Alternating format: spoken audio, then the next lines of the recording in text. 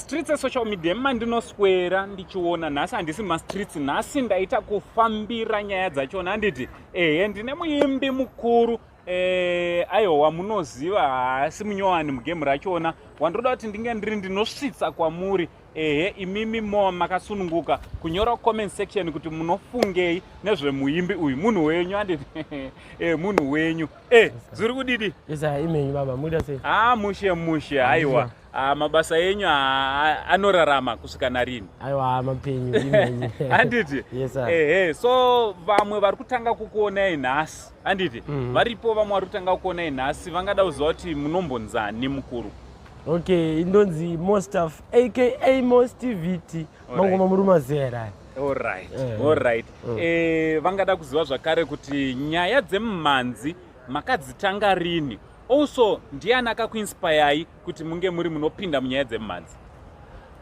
nyaya dzemumhanzi ndingati pamwe ndakatanga ndiri kuma-form 3 that was 2006 ndichiri kukadoma ndichirudzidza panonzi paWeval High School wadzidza paWeval High School ndopangu futi papo muroona aiwa ndopedu nanakosi rune papo chese ipapo saka ndakainspirwa naNox Nox ndaimuteerera ndakainspirwa neP-Square pane ainzi P-Square even Diamond Platinums ndaimuona zvedu kunyange zvake kunoko vanhu vakawanda vanga vasati vakudii vakunyatsomuziva but taiflowa tichiona music ndisinganzwi Swahili but the voice raingondiita kuti ndifanire kuita sei kumuteerera tiri papo zvakare nderipi gore ramunoti iri rakava gore rangu rebreakthrough panyaya dzemumhanzi 2012 2012 song yedu naliya yekuti Mustafa ndinyorere tsamba iwe tatairikodha yedu munana 2010 but nekuti mazuva aya kwakusina social media kwaive nemabluetooth mainfrared saka yakatora 2 years kuti inge ichizikamwa nemunhu wese saka mu2012 ndanda kugara kuno kunana kapfupi guta reharare guta reharare tanga tabva kwedu kukadoma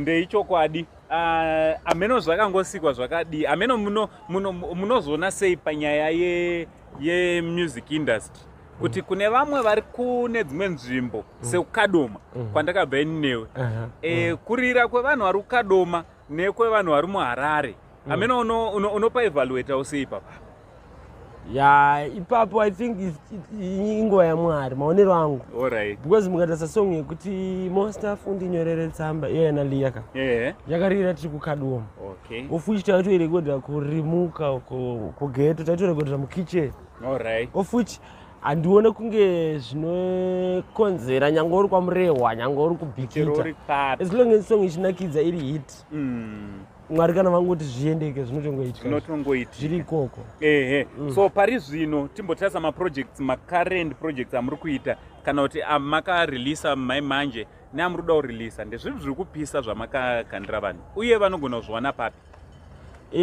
pane song yatakaita naSoldier Love yekuti chibaba vamwe vari kusaidza patani asi isusu taenda takabva tazoita imwe gore neri naliya yainzi ndadzoka liya wangu ndadzoka iyo yatakabudisira kuChillsport gore rineri saka zvaizvezvi tine mavhidhios ari kuuya from the rhythm rinonzi matenga nagudo rekuChillsport zvekare song yacho inonzi mutiropafadze hatingangoti hatina 1 week tinge tabudisa vhidhio racho ndozvitsva zviri kuuya tine imwe inonzi makorokoto from Solid Records tiri kuita futi vhidhio racho rinobuda gore rineri but towards December aiwa ndofunga muri ngozvinzwira nyaya iri pana pavazukuru muimbi mukuru ari kurova mangoma haana chiri kumumisa ndofunga mangozvinzwira zvaari kukuvimbisa pamashow imenyu pamalive shows ndeapa ari kuuya maimanje malive shows tiri kuenda kwamutare tichange tiri kwamutare tichaenda futi kukadoma kuhometown